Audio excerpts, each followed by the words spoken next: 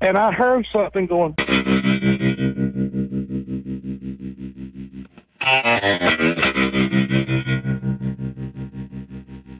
The problem with us when we get to starting about something, we never actually finish it because we branch off into so many damn different directions that every one of them has very important meaning towards what we're discussing in the first place. What we call a Bigfoot and a Sasquatch, we call them boogers in the South.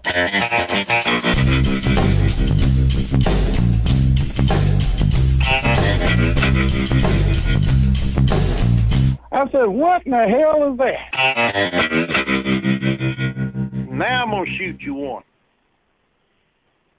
What do you think a booger is? Is it more ape, more human, combination of both, whatever? Would you mind just no more than with your experience so far in the wild? What do you think it is? My partner is quarter Ojibwe. And I'm privileged of being able to talk to her people and whatnot. And I've talked to people on reserve, and you know, to be totally honest, the natives, every native culture I've ever encountered has called them a people. Right. And I believe they are somewhere in between us and a gorilla or Gigantopithecus. But they definitely have much more intelligence than your average ape. Right. So my personal view is that they're between us and them. They're somewhere in the middle. Okay. Mm-hmm. And being a behaviorist, see, I can't even say it right. That's my redneck twang.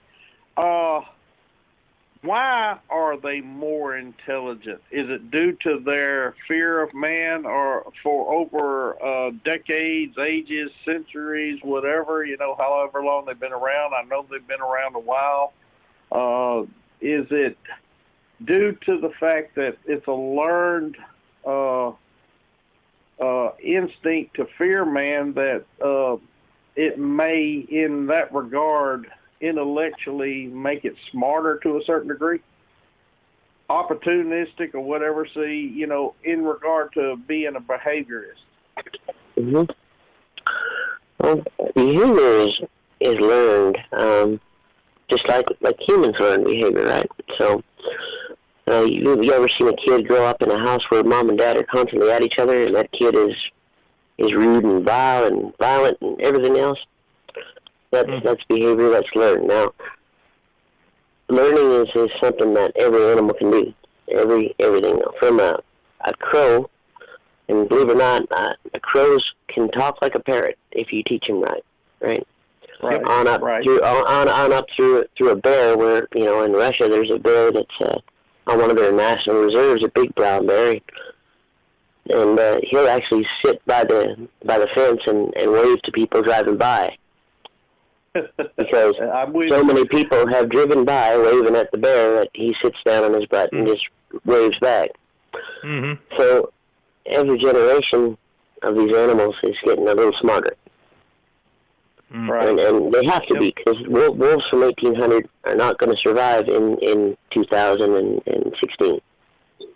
Okay. Now, going along that train of thought, we realize that when we shoot say a white-tailed deer, I'll just pick a common animal that's available all across the North American continent, it's like the dinner bell has been rang. Could you explain that compared to what bears learn and possibly even booger? Oh, yeah. You know that bears will try to steal your game away from you if they can, right? Mm-hmm. One of the biggest laughs I always get was your bull hunter. He's going to go up, sit in a tree stand, and he shoots a deer, and he's, well, I'm going to wait till tomorrow morning, then I'm going to go looking for him. And he never finds that deer. Right. I bow hunt myself. I use a grizzly compound bow, and if I shoot a deer, I wait 45 minutes, and then I go look for him. Right. I don't give it till tomorrow morning or whatever, because I won't find my deer. Right? And if I'm going to shoot him, I'm going to shoot him in the right place, and I'm going to do a good job on where I hit him. So I don't count on bleeding him out slow like some of these guys do. I don't understand that at all. It's cruel and it's wrong. But, you know, that's what it comes down to. You got to think that these animals are smart. So it's like, oh, well, Joe here, he sits in the tree stand, and I'll just watch him because he gets a deer every year, and he'll go home. He'll come back tomorrow morning, and, well, he won't find nothing because I got it. Right. Right. Now, for me, I'm going out there, I'm going to find my deer, and the first thing I'm going to do is field dress it. And everything that come out of that deer is going to be staying right where it is, and I'll go home with deer meat and venison, and he'll have dinner too. That's the way I look at it. Mm-hmm. Yep. I operate on the same premise. But conditioning to realize when, I mean, these things are not stupid. They don't have a calendar telling you, okay, deer season starts X date. But when the seasons start changing, the leaves start changing, the days get shorter, the leaves will turn into whole 9 yards, is it not a behavioral instinct or learned over the years that certain time of year they can focus on the fact that we realize that those humans are going, you know, those hairless people with all these bright colors on are going to go out there and use these thunder sticks to shoot a deer with, and there's a possibility for an easy meal. Are you with me? Yeah, I'll agree with that, but I'll take it one step further, right? You know, they're not stupid. They're going to see all these humans out there with their ball caps on that's Snyder National orange, walking through the bush looking like a pumpkin truck, and go, oh, it's dinner time. They're going to shoot us some food. Right. Mm-hmm. And they go take advantage of it. You're right. Mm-hmm. So you had, when we were talking earlier, you had mentioned about trapping some bears in the land between the lakes. And that's one of our favorite research areas. And Bear and I have been to it quite a few times, numerous times. You know, an odd thing, we've seen the elk there. We've seen boogers there. We haven't seen any cougars, but we didn't know that there were a bear in the LBL till I was talking to you the other night. Are they? Is it just a passing through type situation, or is there a breeding population there in land between the lakes? And I know this is totally off the subject of Bigfoot, but I was just curious. Well, you know, it's not totally off the subject because you could have the misidentification factor in play there. Because why was we actually there, Gumbo? You know, you even made mention that neither one of us, while we have been up there, has even harbored a thought of a black bear being anywhere near LBL. Well, you're going to find black bears all up and down the East Coast, no matter where it is. And you know, there's black bears in New Jersey. They're 5 miles from the inner city. Black bears are awesome at being everywhere. You're going to find them in LBL. You're going to find them pretty much everywhere. And they're not. People got this crazy idea that they're going to hear a bear crashing through the woods. I know people have walked 4 feet from a bear and didn't know it was there. They got a canoe on their head. They're walking along, chatting, singing. They got their iPod going, and I'm walking along behind them going, damn. Right? Mm-hmm. And the bear just watches them go by and then looks over at me, and he knows I've seen him, and he turns around and walks off. And they don't even know that they passed a bear. I've had students out on trips, biology students out in trips where they're getting ready for their thesis and whatnot, and they'll be chatting and talking and John and goofing off, and then all of a sudden, boom. Mm-hmm. I'll say, shh, listen, right? And then you'll hear these paws running along in the bush, and it's not a bear, but it might be a wolf or a coyote. And they call things a mist because they're too busy being human. Yeah, right. Exactly. And I've I've seen a lot of stuff in the woods because I was just slipping along quietly. But that's just people say, well, if they're so if Sasquatch are so common, why can't you see them and everything? Well, hell, here's a place I've been. I've been researching multiple times, over a long span of years, and I've seen boogers there a couple of times. But one time Bear and I just got really, really, really exceedingly lucky, and we caught two of them chasing some white-tailed deer across the field. And we caught them out in the wide open, and caught them in two spotlights, and then they, as soon as we hit them with the lights, they broke off the chase and ran in behind. There was a little ditch that came across this field, and of course, as you know, there were trees growing along either side of the ditch, and they ran over there into those trees, and one of them was pretty brazen. He stood out there, sort of stood in one. He crossed the ditch, but he stood in the open between two trees, just standing there looking at us. The other one was on our side of the ditch, and he was in behind a tree, and he kept, peeking out, looking at us every few seconds, doing, wondering when the hell are they gonna go? We got deer hunt going here, and but here we've spent all this time up there, but we've never stumbled across a black bear, and but let me give you an indicator of when you go to the park and LBL, you go in there. They got them garbage cans. They're square. They're kind of on a little bit of an angle. You have to reach over, press a button, and flip it up so that the top will release so you can stuff your garbage out in there. Yep. If there weren't no bears in LBL, you wouldn't have them. They'd just be open bins, just like everywhere else. Oh. She told us something right there. Into that on numerous occasions.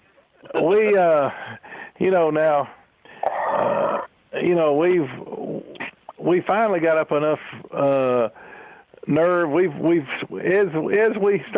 we started out researching in there, we did all our camping in the southern part, and we've slowly been inching our way. Yeah, we've slowly been inching our way to the north, and we finally, 4 years ago? Right. It was got pretty far up into the north, and we actually had in the Kentucky side, and we actually had a dogman in the camp with us, and one of our guys. We were in our tents. Bear was in his tent, and then I was in mine, and my dog knew something was out there, and got off of his cot and got over and rooted up underneath mine. And anyway, we had one guy in the camp with us in our group that was sitting out by the fire, and he heard something, got a glimpse. Couldn't really see anything, but he fired his camera several times in the direction. And lo and behold, the dadgum thing was behind a tree that was 2 feet away from my tent. Well, the next day we were breaking camp, and he was telling us this, and we really didn't believe it. Neither Bear nor I believed him. And then one of us, just for grins, looked out there where he had said that the thing had been and where he had seen it moving. They were very, very clear tracks, complete with claws and everything. And he and I went and I followed them, and they it's obvious that he stood behind I'm not going to say it stood behind the tree there by my tent for a while, but then it broke and ran away from our camp up the hill behind my tent, and I followed them up over the crest of the hill and on up into the woods for a ways. So I asked him, I said, well, where did it go when you started firing your camera? And he said he said, well, I never could really see it. He said, because it turned its back to me. He said, but I think it just ran up the hill there behind your tent. Well, you know, I'd already found the tracks. I knew he was telling the truth. And and we got to looking really, really carefully at the pictures that he took. And in Bear 2 or 3 of them, you could see the shadow of the thing. I mean, you could see it. Well, you can see the blur of the motion of it. I mean, it wasn't a full. And what had happened was the ambient light, due to the campfire itself, you know, it throws shadows, and he saw the shadow move. And this thing wasn't, 5 yards or 3 yards from where me and my wife was sleeping, and closer than that, Hall. It was about 3 feet. Jokingly, I don't tell nobody that because I don't want to think of that thing being that close to my damn tent with the claws I saw that was very visible on the where it had gained purchase in trying to move on the moss that growed along the top of the root system of those big old oak trees up in there. I mean, it tore the moss up, gaining purchase to move. And I said, whoa. Yeah. Well, it was right there within 18 inches of 2 feet of my tent. And my poor old dog, you know, I was too stupid to know it, but my poor old dog knew it. He was terrified of it, and I don't even want to think the booger. I mean, whatever man dog or whatever they call him. I say it was a Bigfoot, but that's just because I'm trying to fool myself. Yeah. When you worked up there at LBL, I know you was cognizant of the fact that of the stories of the beast of LBL. While you was there, did you ever have an opportunity to say question some of the rangers that you was working in relation with, or did you? I know you have to do this in a discreet manner. I mean, I bet it is totally aggravating to you, Susie, to try to talk to some of your co-workers in other states and provinces and things on this subject. How'd you go about things like handling that? I know that you've done this so long that those circumstances have presented themselves. Well, I did talk to him about that traitor incident where the camper supposedly got killed, and I don't know the truth of that story, but I did ask him about it, and he looked at me, smiled, winked an eye, nodded his head, turned around and walked in the other direction, and never said a word. Yeah. Is that the unspoken code that you, between co-workers that you guys have? I mean, because you're not really saying nothing. I mean, I've seen game wardens and rangers and all, depending on the person that you're talking to, would do this in relation to me because enough of them think I used to think they thought of me as crazy, but it's really weird that whenever there would be a Bigfoot report, especially from the part of Mississippi where I would come from, and word got out that I was into the subject real good, they would refer these people to me. I mean, they had my phone number, the whole 9 yards, and I'd get a phone call out of the blue, and they would naturally say, I was told to call you. Who told you to call me? Well, you know, it was inferred by the local game warden or ranger up here, so forth and so on. I mean, that's how it worked. And actually, they've helped me a lot in regard to new investigations from especially the north part of Mississippi in relation to a booger research. I'm smiling and nodding at you. Great answer. Great answer.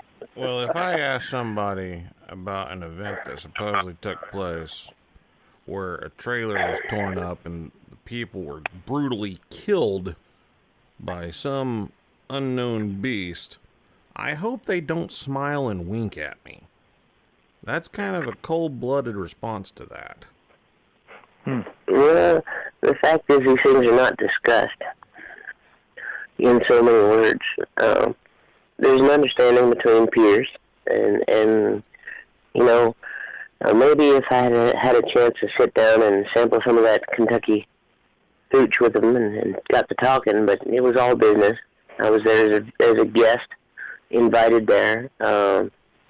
And, of course, he has his superiors to worry about, too.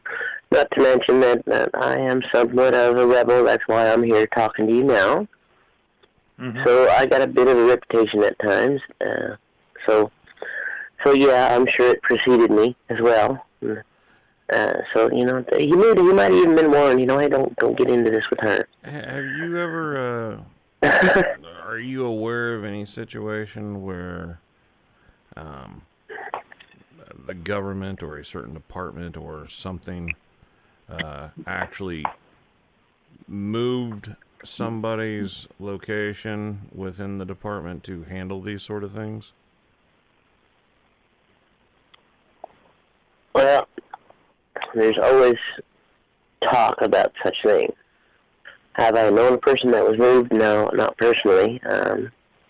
Basically, they gather their best people up, who they know their stuff, and they'll send them in to do an investigation, and they'll check it out, and then the outcome is pretty much predetermined. You're not going to acknowledge something that you're not good. That is not acknowledged by your superiors. So, but that's above your pay grade, Rick. We take notes. We take our things. We take pictures. We get whatever we can, and then we submit it on up the chain, and it gets filed away someplace. Okay. Matt's gotten into an area where I was wanting to go with this.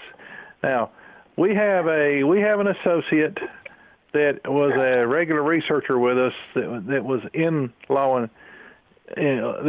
enforcement, and he moved to the area of Sevier County, Tennessee, which is right over in the in the area of Pigeon Forge, Gatlinburg, the edge of the Smoky Mountains. And he spent he lived over in that area for a year or so. And while he was over there, like I said, we had researched quite a bit together, and I went over there and visited with him and talked to him, and he told me that that they had assisted in that there was an area there in the Smoky Mountains where there was a group of boogers, Sasquatch, that were becoming a nuisance. And he didn't elaborate. I don't know if they were raiding campsites and causing a bunch of trouble, or if they had become sort of blatant about letting people see them, and as they were raiding garbage cans, or if they had actually done something threatening that had really scared a bunch of people. Don't know what the deal was, but what he told me was that this particular troop that was established in a certain area of the Smoky Mountains, that they gathered them up, and don't know how they did it, but they moved them out of there. They got them out of there.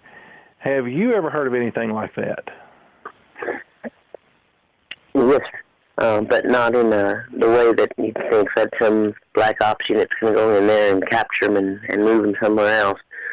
There's one way to move on any kind of booger or any kind of wildlife, period. You want to move them in, you just bring in a lot of people. Uh-huh. Well, right? He did. You bring in a lot of people. It doesn't matter if you bring in a National Guard or a reserve military or whatever. You bring them in, you make a lot of noise. You have an exercise in there, and boom, these guys have moved right out because, they're not going to take a chance. They don't want to. These are predatory animals. The prey is gone. They're leaving too. Well, as a matter of fact, that's one of the things that he told me that they did. That they filled the woods full of people, and I mean, just loaded the place up with people. Mm-hmm. And that would drive the game out of their their prey. Yeah. Mm-hmm. Yeah. Huh. So, okay, now I'm gonna get into something. Now you mentioned when we discussed the other night that you have actually taken reports that the public cannot see. Would you mind sharing some of these reports without giving too much away, if you can, or if that's possible? If you feel comfortable doing it, but don't jeopardize yourself. Because of the region I'm working in, and the fact that the reports detail things, it'd be really uncomfortable to do that. However, I'll just answer the question this way, okay? If you got a report that's, let me see. Let's talk about the 7 shoots thing up there in Quebec. Right. Let's ever took a picture. He didn't even know what he was taking a picture of. He took a picture of the bush and the waterfall, and here he gets this thing. And he gets a picture of this brown creature with a baboon-type head standing. We approximate he was, but that it was standing about 7.5 feet tall, judging by the foliage around him and the trees and having measured things. Right. Right. And you know, that report gets filed, and then it gets leaked out there, and the next thing you know, it's into some other, and you know, you can't shut up to the public about everything, and the report that the officers would have taken at the time may have been sequestered into a file that's not to public eyes, but the information gets out there anyway because people talk. Mm-hmm. Right, and with the new big wave of Sasquatch researchers, I'm sorry about that, out here on the internet, and the way things fly around out here, that's where you get everybody knowing. Well, and then everybody knows, and then everybody's an expert. And my dad, who is my hero, he taught me when I was really young that an X is a has-been, and a spurt is a drip under pressure. Say that a little slower, please. Yeah, say that again, please. Yeah. An X is a has-been, and a spurt is a drip under pressure. Yeah. All righty. I love that. I thought I caught that, but I was making sure. But, you know, so this is where you get your woo factor with people, and they're talking about dimensional doors and portals. Okay, they saw Bigfoot 1 minute, 2 minutes later, they looked again, and it was gone. While they were messing around getting their camera out of their backpack or whatever, it was gone. Oh, it must have disappeared in the dimensional door. You looked away, and he's smart enough to know that this is my chance, and I'm getting out of here. Yeah. Right. Right. Right. Yeah. Same thing, people said, tracking. I said this to Bear the other day. A good tracker can track an animal through the bush, through a small town, and out the other side, and not lose him. Because he's not looking at the ground all the time. Right. People go out looking for tracks. Right? You know, there's plenty of sign in the trees and the foliage, you know. It's like, I know people couldn't track a cow through a cornfield. Right. You know? Yeah. I know what you're talking about.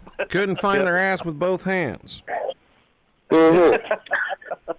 So what it comes down to is, and I'm going to say this, and I know it's controversial, and I'll probably get yelled at, but about 90% of your Bigfoot researchers are armchair researchers, right?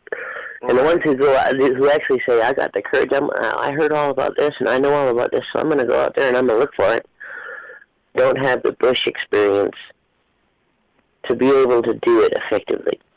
They're doing their best and calm. I give them my kudos and everything else, but if you're going to go out, I learned from old farm boys and backcountry trackers, and I learned you don't learn tracking in university. I'm sorry, just you learn by hanging around with the people who can do it and who's going to take the time to show you how to do it.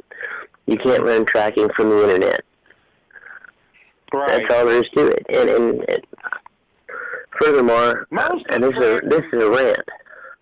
Yeah, say that again. Most of the tracking is patience anyway. Am I right? That's right. You lose your sign and you keep that. My big deal is I lose my trail and I'll start walking in a circle. I'll backtrack 25, 30 yards so I have my trail good, and I'll start walking in a circle, and I'll make that circle ever expanding until I pick up the track again. And sometimes I pick up the track because there's a branch broke, and sometimes I pick up the tracks because the leaves are displaced, or I see a rock skid, and then I look another 5 feet further and I see something else. Mm-hmm. Right. Right? Yeah. There's always something to look for, and if you're a persistent tracker, you won't lose what you're tracking. Right. You just have to be really, really dogged. You have to be like that old bloodhound that just won't let go. Mm-hmm. Right. And it can get you in trouble. I've walked up on a bear over that. Yeah, and you have to be able to recognize what the signs of something moving through the area. You have to recognize you're out there in the morning and there's frost on the leaves, and then you see one that's upside down with no frost on it. Mm-hmm. Little bitty things like that. Foliage. Yep. Right. Yep. Or you're walking through there and the leaves are dry, and and crunchy. But then you spot one that's dark side up. It's you got to be able to pick out the little bitty things. And one of the things I do is when I'm tracking is I take some orange surveyor's tape with me, and as I'm easing along, I always keep track of what the last piece of sign that I saw. And if I get up where I lose it, I go back and I mark that last piece of sign, and then I start doing the circles, like you said, slowly and carefully. And now, one of the traits of tracking Bigfoot that we have found time and time again is they are aware enough of our tracking, certain ones of our tracking abilities, that they will try to throw us off. They'll backtrack and then jump to the side, or jump up and grab a tree and swing up and go a couple of trees over and come back down. We have found that time and time again. And you're going along out across a plowed field or a sandbar or someplace, or in the light snow, where the tracks show up really, really good, and all of a sudden they just end. They just disappear. And their alien buddies in the flying saucer came by and beamed them up. Is what a lot of these people say. No. I got a story about that, and then I talked to Vic Cundiff, and he's a great guy.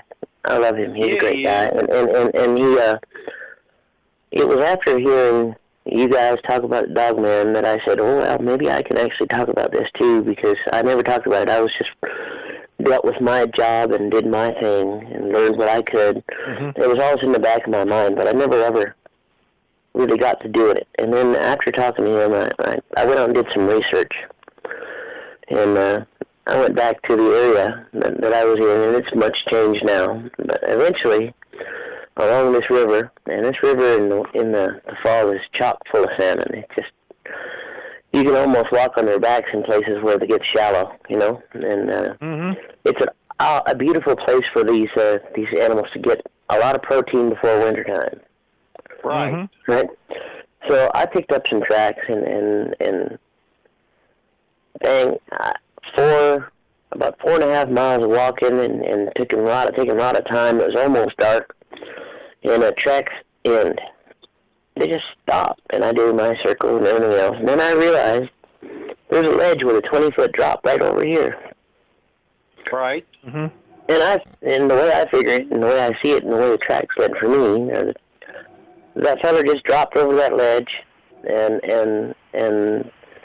he knew it was dark, and it was getting dark, and it was getting late, and and I'm not going to be out there with a pen light flashlight and a Bunsen burner for making coffee after dark. So he took the leap and knew I'd turn around. Mm-hmm. Right. So they're smart. They know what to do. They'll know how to avoid you. They can if they want. But a good tracker, who's prepared and has all the equipment, because I was out there messing around on my own time, and I was thinking I was just going to walk up and down the riverbank instead of going 4 miles inland. But but they're smart. They know, and they'll judge you too. If I was there with all sorts of gear, he might have kept on going another way. Mm-hmm. Well, one of the things that I have learned over the years is that they are. It's my belief, based on things I have seen multiple times in the field, is they are smart enough to know to conceal their tracks in certain situations. And, right. Specifically either conceal them or disguise them. And have you seen evidence of that? Sure. Even bears will do that. They'll walk on rocks. Yeah. You'll be moving along, and there'll be 5 really good footprints in a row. Right, and that's the end of your line. They stepped over on some leaves or some rocks, and you have to start looking for impressions that aren't really defined. Animals don't. Animals are a good predator. A good predator learns from its prey too. Mm-hmm. So things that deer did to avoid them, they're going to do to avoid you. Mm-hmm. I know. An old, and I don't know what tribe he was. He was an Indian guide up in Canada. Told me something back years and years ago, and I've wondered about this. He says when you're on a trail out there in the woods, and you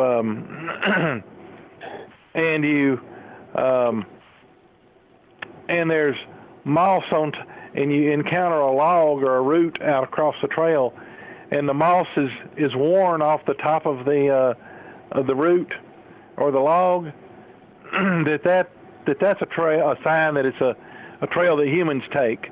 And he said when you get off on a trail and it's a clear, it's a trail that you can clearly follow. However, there's still moss on top of the roots and the old logs. He said that's an animal. He said that's a wildlife trail, and he said because they'll step over rather than stepping on top. And that's something I've really never forgotten. And I don't know if there's anything to that or not, but he was just an old fella that had a tremendous amount of knowledge. I know he sure knew about fishing. But have you ever heard that before, Susie? That's almost gospel truth, right? Humans are clumsy. Gospel truth. Yeah, it's gospel truth. Humans are clumsy. We'll stumble along through the bush making noise, sounding like a whole bunch of monkeys with hose, right? Yeah. And we're not adapted anymore to. It takes time to develop those skills, so you're gonna do it now. I've done training with people who, because I'm female, there's a bit of a competition. The boys are out. I have to prove they're better. And I have said to coworkers, look, I can disappear in the woods 5 feet from you. Right. And you give me a 5-minute head start, and you won't find me before dinner. Right. There you go. Mm-hmm. And it's just because most of these fellas are straight out of college, and they're young and full of it all, and they move too quick. They move too quick. You take your time, you move over things, you be quiet. I've seen a lot. In Maine, you get the fishing game guys there, and they got their uniform. They were all wearing them big army boots and tactical belts and all that stuff. You're going to leave a hell of a trail if you're walking around with tactical belts on full gear and them big boots. And with the cross hatched bottom thing there. Mm-hmm. When I'm doing my research, when I'm working, I wear soft-soled full shoes. It's just the way you do it, because the heavier your footfall, the more chance you're going to leave a bigger trail. Mm-hmm. And a lot of times, if you're tracking something, you don't want to also be tracked either, because, like you say, they'll backtrack you. Yeah. I used to work with a guy that he was an avid bow hunter, and he was bow hunting up in Idaho for elk, and he had found this wallow back in the woods, and of course he knew that was a great place to a great opportunity to get an elk with a bow. And this guy is a is a very robust hunter, and he'll a lot of times he'll go back and count, spike count back in the woods, in the wilderness by himself with with his bow and everything, and hunt, and he'll kill an elk, and it might take him 2 days to pack it all out. But anyway, he had brought a little lightweight deer stand, tree stand with him, and he came back the next day after he found this wallow, and climbed up in a big ponderosa pine tree, and hung his stand, and he was sitting up there. Way off in the distance, he sees a bear. He gets his binoculars up, and lo and behold, it's a grizzly bear.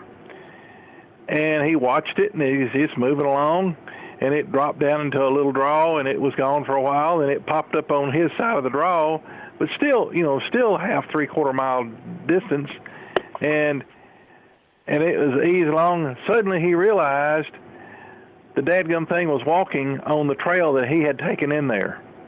It was tracking him. Mm-hmm. Which is very common.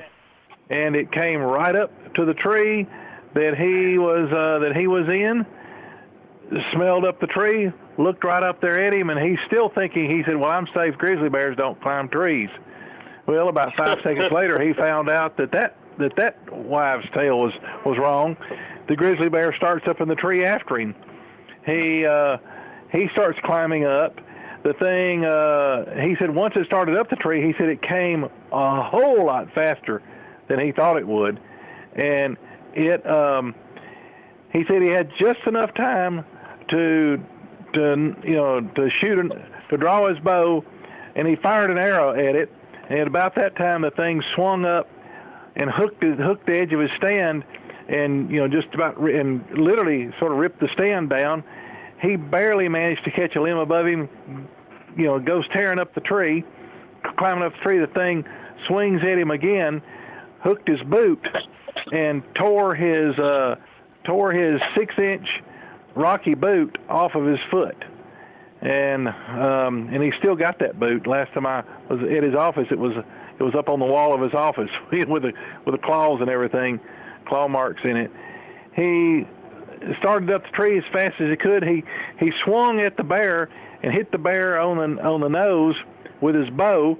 The thing, swatted his bow away. He takes off up the tree, and he's literally as far up the tree as he can go, and the top of the tree is starting to lean over due to his weight, and the bear's still coming after him. And he said it was about a foot or so from catching him, and he said it sort of started wavering, and all of a sudden it just turned loose and fell. But it turned out the arrow that he had fired at it, that he didn't know where it had gone right down the bear's throat. Mm-hmm. And the thing hit, and of course, just like you said earlier, he had to go file a report. He didn't get to keep the bear. The bear was seized, but they ruled it justifiable because of what had happened. Mm-hmm. But he said that thing had tracked him. Oh, they even found where it had come into his camp, and sniffed around in his camp, and then circled his camp, picked his trail up, and followed him. Mm-hmm.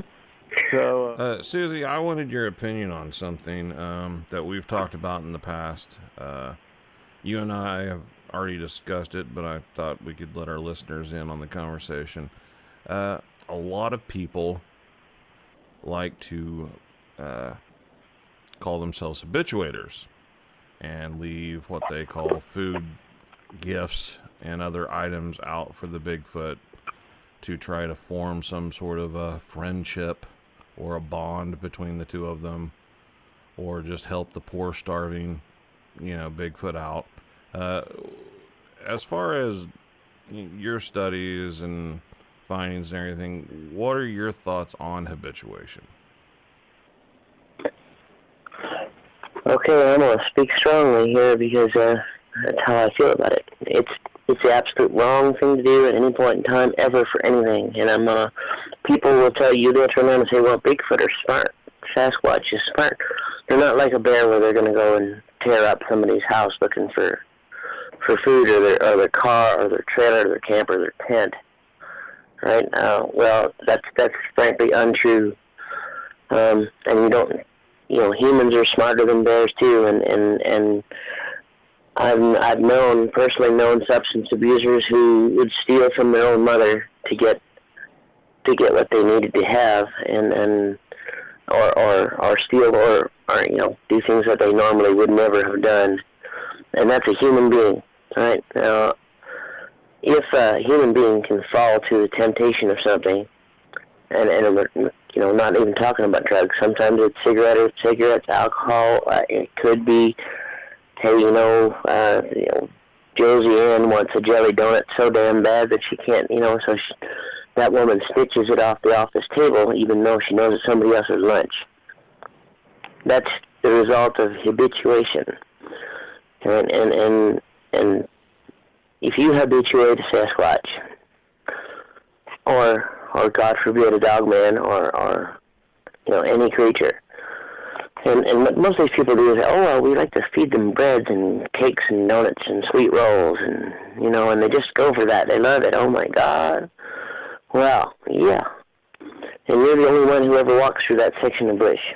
That, unless you own that piece of land and you're not doing it, you're never ever going to leave it. You're never going to go on vacation. You're not doing a service to the animal, because that animal is going to seek out, once it's deprived of that thing, it's going to seek out something else. And I've seen it time and time again with bears in large national and state provincial parks, where people are feeding these animals, and the next thing you know, they move on. They move out of their campsite and they're gone. And Ma and Pa come in there with their old Silver Stream trailer and pull in, and they're ready for a great vacation with the kids and the grandkids, and the next thing you know, they take off to the store for an ice cream with the kids. They come back and their Silver Streams ripped to hell, because that bear was looking for them hot dog buns that were sitting on the table. Mm-hmm. Habituation is evil. There's nothing good about it. You may trick that animal into coming and feeding and everything. It might bite you in the butt later on there if you come up one day and you don't have what it wants. And it might also bite somebody else in the butt who's innocent and didn't know anything was going on. And that person don't realize after the fact that they're the ones that actually caused it, right? Mm-hmm. That's right. They don't even know it. And that's the case with most. Yeah, that absolves them of any crime towards nature at all, correct? No. And I don't care what anybody says about it. If they turn around and they habituate an animal, if they spend 2 years giving it a sweet roll once a week, and it doesn't have a sweet roll, and some hiker comes through and they happen to have a bag of dehydrated dessert that smells like that in their pack, and it's open because they ate half of it at lunch and it's still there, and that animal comes after them and goes for the pack, right? It's not the innocent hiker's fault. It's the fault of the habituator, right? And it's unfortunate that they can't be charged with that, but they should be. There are signs that say do not feed the wildlife all over the place, and those signs are there for a reason, right? If you want to get somebody hurt, you start feeding the wildlife. Mm-hmm. And ignorance does not count in this regard. I mean, it's an ethical issue, correct? Well, sir, if you're, well, these days, let's take something as simple as people smoking in public. A lot of places, states, and whatnot all over North America, it's not legal to smoke inside a restaurant or a place, and you get some guy walks in that's not aware of the law, he lights a cigarette, he can still be charged for doing what he's done, right? And that's the way it should be with habituators, too.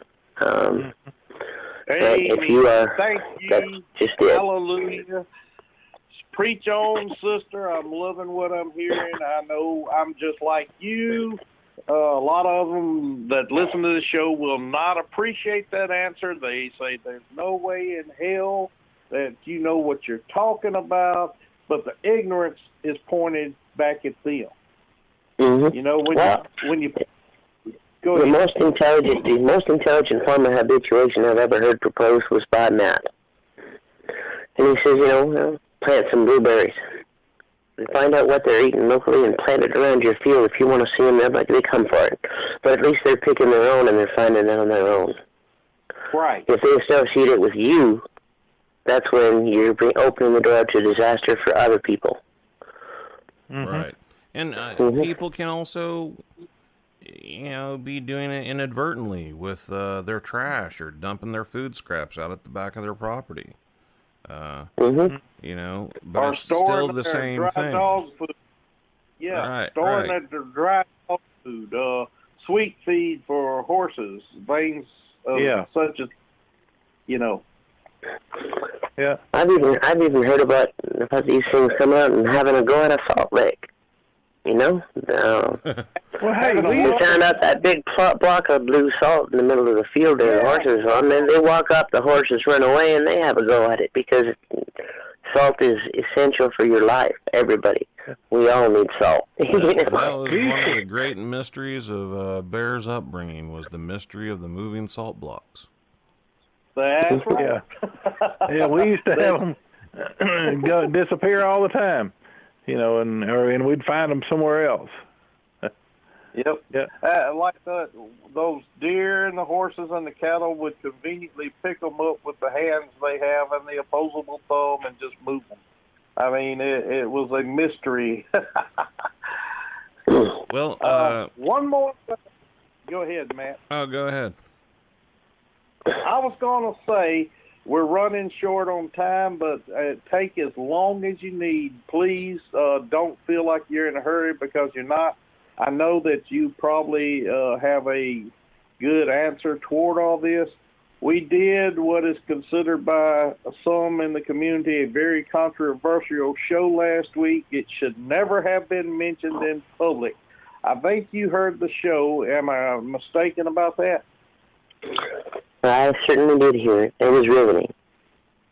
Would you mind touching on that if you feel comfortable touching on it, and tell of certain things, if you would, that you've learned through behavioral studies as a result of just the topic we was discussing? Is everything we mentioned possible? I mean, I'm not looking for verification. If I'm wrong, please tell us the ignorance of our ways. In South America, there is a legendary creature much like our burgers there. And it's a little bit more colorful because the people down there tend to be more colorful. But it happens to do the exact same thing, and that's in South America. And then you get things you can go on YouTube and search it. You can see where reese monkeys will fornicate with a dog, hold the dog, force the dog to stay there with a goat. You'll see different things with chimpanzees. The fact is that any primate, in fact, not even any primate, there's a lot of mammals that will do it too, but any primate, male, young, buff, he's looking for some, it all comes down to the availability of females that are willing, right? And when they can't when they can't fix it themselves, they find a way to fix it. That's how it is. I've had people. I had an argument today with people over that. So what it is as simple as this. it's a call of nature, and it's possible, it happens. And it'd be really awesome if one day they'd get a veterinary pathologist in after one of these things has happened to a horse or a cow, and actually do a swab inside and collect some DNA, and then it would shut up the naysayers altogether. Because though we can't identify the DNA properly to scientific standards at this point in time, we can detect distinct variations, and if because there's that distinct variation, you know it wasn't a human, you know it wasn't a wolf, and you know it wasn't anything else, it had to be a booger. Mm-hmm. Mm-hmm. So, I know... Didn't Diane Fossey, with her research, even come to this conclusion and even wrote papers on it? Am I correct about this? Yeah, there's aberrant behavior, sexual behavior traits in Goodall's documents and in Fossey. If you ask any primatologist, they'll talk about divergent sexual behavior. And I don't really care what the naysayers say. We are humans, and we share 96% of our DNA with chimpanzees and other hominids to different varying degrees. And they are not that much different than us, and they're going to do what they have to do. And it's just one of them things.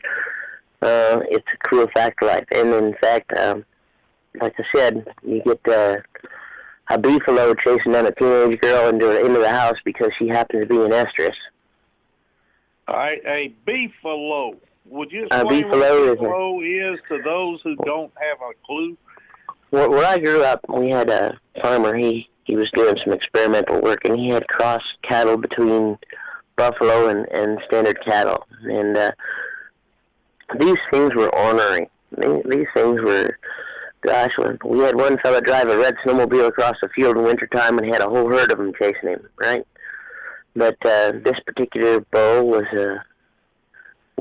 hot and ready, and he smelled the scent, and then she took to running, and he run right up into the house before the bull stopped, right?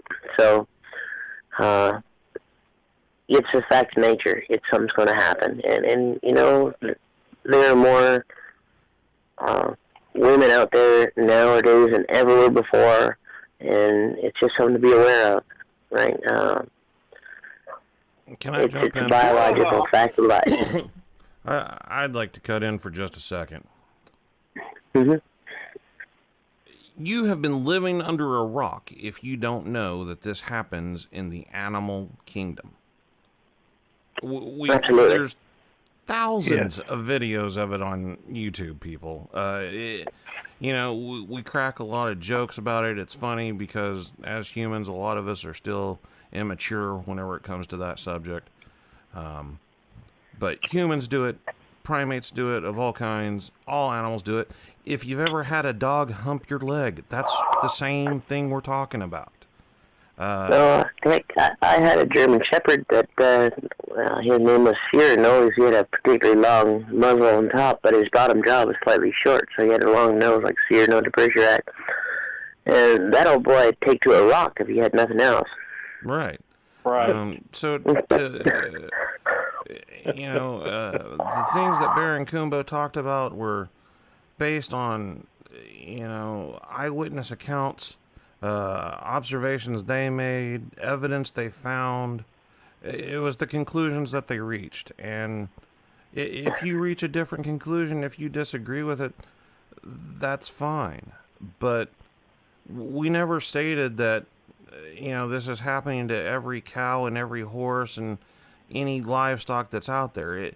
It's a rare thing, but in our opinion, it does happen on occasion.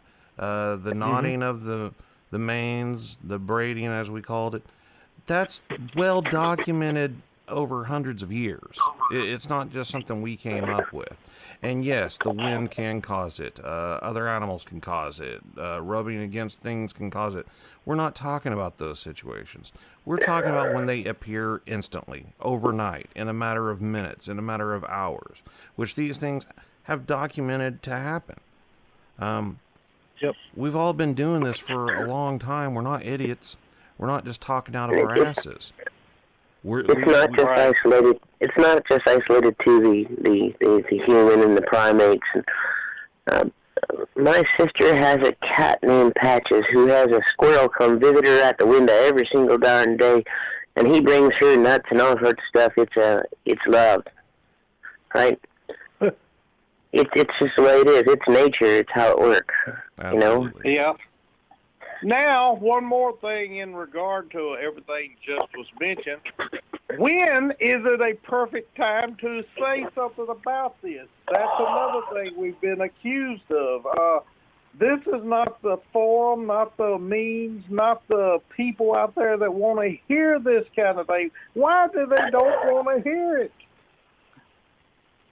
I don't know. I was looking at the YouTube likes on that video and that particular radio show for the 2 segments, and they're awful high, aren't they? Yeah. I guess some people. Well. There's definitely thumbs up and thumbs down. Yeah, I gotta say. So who is it that don't want to hear it? And let's not mention any names, but it's anybody who's got some weird ideas of their own that's gonna say that and they're the same people who they'll deny, they'll say that there's something psychologically deranged about a person who does something like that. Well, some people are cued one way and some people are cued another way, and it's biological. Right? I'm not saying it's okay, but it can be traced through biology, If you've gone around tooting your own horn and trying to convince other people that you're an expert on this subject, and you've matter-of-factly stated your opinion that this does not take place, it's not possible, it doesn't happen, and then somebody comes out with a strong argument saying, no, it does happen,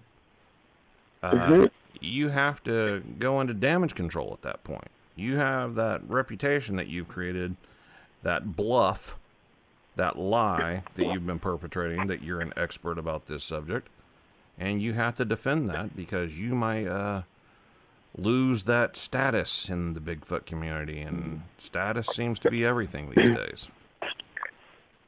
Status is overrated. If you're an expert and you're a self-proclaimed expert and you're going to deny a simple fact of life, then maybe you really are a drip under pressure. Absolutely. Lucy, it has been our pleasure having you on this show. We plan on having you back in the future with other guests. We have really enjoyed it. This 2 hours has flown by so fast. I feel like we could keep on and on because we basically have rushed a lot of things to throw a lot of things in a 2-hour gap time, which we're over the 2-hour gap, and that doesn't bother us. But it has been our honor to have you on here. Thank you so very much.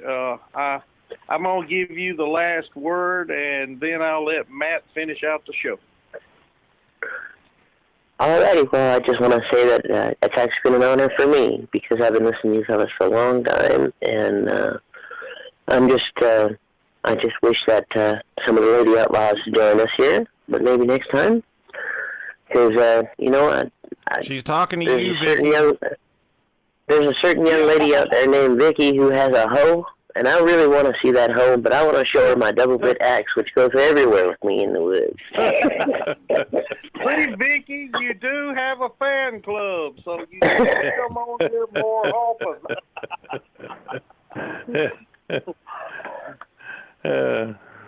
Continue, if you would, ma'am, or is that it?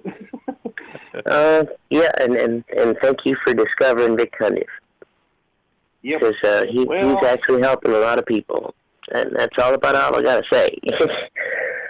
Yeah. I love patting myself on the back about Vic. Very good man. We think the world of him. He's actually done one of our shows on Man Dog or Dog Man, and we plan on having him back. Since then, he's got his own Bigfoot show. He's taken the same concept, what he does with the Dog Man, and he's turned it around into Bigfoot too.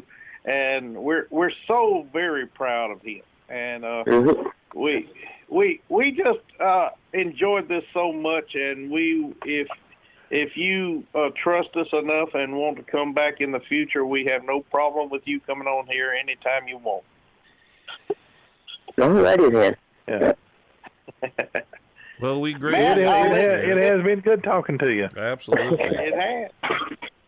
Yeah. Thank you, everybody, for tuning in and joining us as usual. Be sure to give us a thumbs up or a thumbs down if you just want to be a jerk about it. Leave us a comment. You can reach us on Facebook. We got our own page. You can reach us in the Bigfoot Outlaws Hideout group, which is our group page that we like to hang out in. And send us an email at bigfootcrossroads@gmail.com. Don't forget to subscribe and share it with your friends. Thanks, everybody. Good night. Or smart. So it's like, oh, well, Joe here, he sits in the tree stand, and I'll just watch him because he gets a deer every year, and he'll go home. He'll come back tomorrow morning, and, well, he won't find nothing because I got it. Right. Mm-hmm. Right. Now, for me, I'm going out there, I'm going to find my deer, and the first thing I'm going to do is field dress it. And everything that come out of that deer is going to be staying right where it is, and I'll go home with deer meat and venison, and he'll have dinner too. That's the way I look at it. Mm-hmm. Yep. I operate on the same premise. But conditioning to realize when, I mean, these things are not stupid. They don't have a calendar telling you, okay, deer season starts X day. But when the seasons start changing, the leaves start changing, the days get shorter, the leaves will turn into whole 9 yards, is it not a behavioral instinct or learned over the years that certain time of year, available all across the North American continent, it's like the dinner bell has been rang. Could you explain that compared to what bears learn and possibly even booger? Oh, yeah. You know that bears will try to steal your game away from you if they can, right? Mm-hmm. One of the biggest laughs I always get was your bull hunter. He's going to go up, sit in a tree stand, and he shoots a deer, and he's, well, I'm wait till tomorrow morning, then I'm going to go looking for him. And he never finds that deer. Right. I bow hunt myself. I use a grizzly compound bow, and if I shoot a deer, I wait 45 minutes, and then I go look for him. Right. I don't give it till tomorrow morning or whatever, because I won't find my deer. And if I'm going to shoot him, I'm going to shoot him in the right place. I'm going to do a good job on where I hit him. So I don't count on bleeding him out slow like some of these guys do. I don't understand that at all. It's cruel and it's wrong. But, you know, that's what it comes down to. You got to think that these animals are... And I heard something going...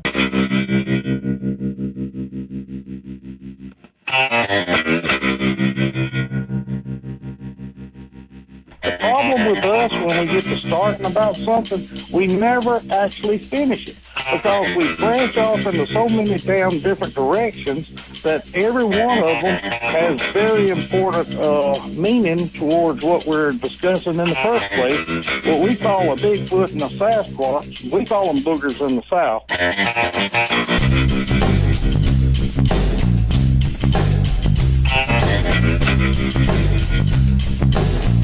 I said, what in the hell is that?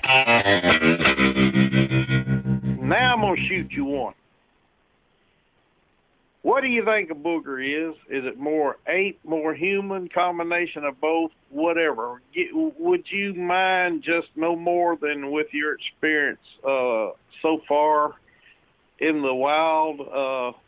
What do you think it is? My partner's quarter Ojibwe.